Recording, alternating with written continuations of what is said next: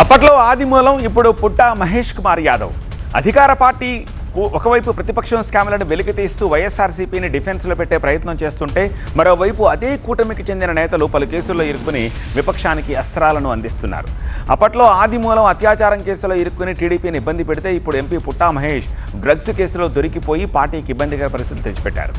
మరో డ్రగ్స్ కేసులో ఆదినారాయణ రెడ్డి కుమారుడు పట్టుబడి బీజేపీకి ట్రబుల్స్ తెచ్చిపెట్టాడు. ఇక అరవ శ్రీధర్ ఆ ఎపిసోడ్ జనసేన ఇంకా ఇబ్బంది పెడుతూనే ఉంది.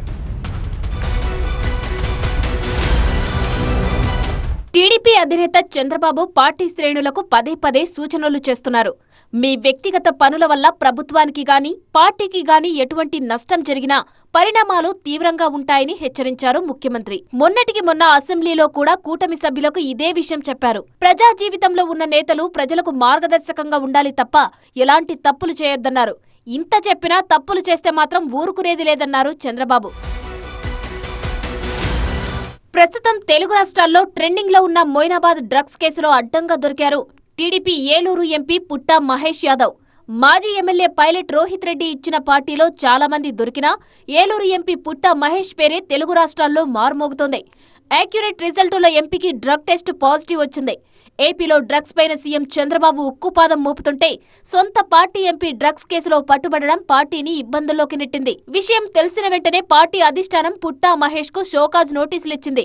పార్టీ కార్యకలాపాలకు దూరంగా ఉండాలని ఆదేశించింది. మరోవైపు డ్రగ్స్ కేసుతో తనకు సంబంధం లేదంటున్నారు ఎంపీ పుట్టా మహేష్. నేను ఎక్కడ గానీ తప్పు చేయలేదు, మీ అందరికీ నేను చెప్పుకోవాల్సిన అవసరం ఉంది.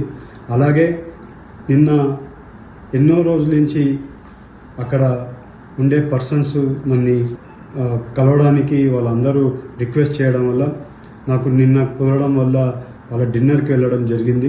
ఆ డిన్నర్లో ఎక్కడ కానీ నేను తప్పు చేయలేదు. పుట్టా మహేష్ వివరణ ఇచ్చాక పార్టీ ఎలాంటి నిర్ణయం తీసుకుంటుందన్నది ఉత్కంఠగా మారింది.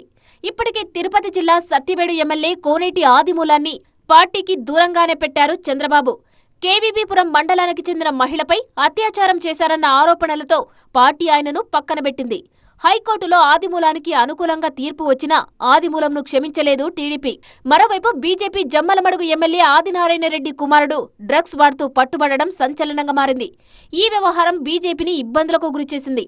ఇక జనసేన ఎమ్మెల్యే అరవ శ్రీధర్ వ్యవహారం జనసేన పార్టీకే కాదు కూటమికి కూడా తలనొప్పిగా మారింది. హర్షవీణ విడుదల చేసిన వీడియోలు జనసేనను కుదిపేశాయి. దీంతో కమిటీ వేసి అరవ శ్రీధర్ వ్యవహారాన్ని సీరియస్ గా తీసుకుంది జనసేన పార్టీ. వైసీపీకి అస్త్రాలను అందిస్తున్న ఇలాంటి నేతల పట్ల కూటమి పార్టీల అధిష్టానాలు ఆగ్రహం వ్యక్తం చేస్తున్నాయి. డ్రగ్స్ నిర్మూలనకు కూటమి సర్కారు కృషి చేస్తుంటే సొంత పార్టీ నేతలే కేసుల్లో ఇరుక్కోవడంపై టీడీపీ బీజేపీ హైకమాండ్ ఆగ్రహం వ్యక్తం చేస్తోంది. సదరు నేతలపై చర్యలు తప్పవంటున్నాయి.